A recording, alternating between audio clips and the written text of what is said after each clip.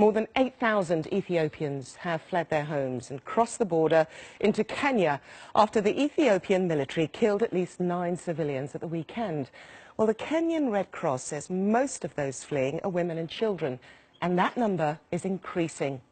Ethiopian authorities claim that the civilians were killed by mistake during an operation against rebels of the Oromo Liberation Front.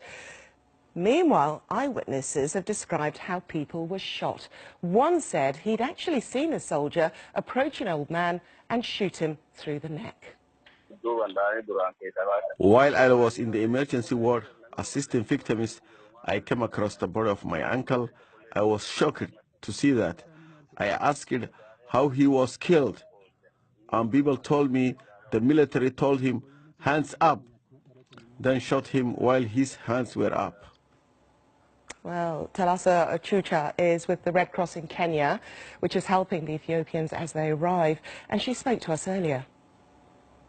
The situation is very pathetic. Asylum seekers are coming in large numbers, mainly women and children. We have realized pregnant women lactating.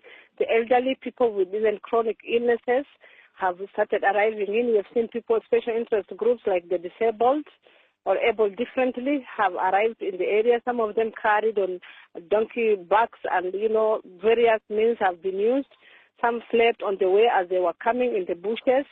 Some even have been injured on the way, maybe because they're running through the bush, hiding from, whatever enemy that they're running away from. And so right now they are not in any designated camp. They are scattered across, some with relatives, some with well-wishers, some in very congested areas. So we are working round the clock to ensure that these asylum seekers are put into a central point, a designated camp kind of setup.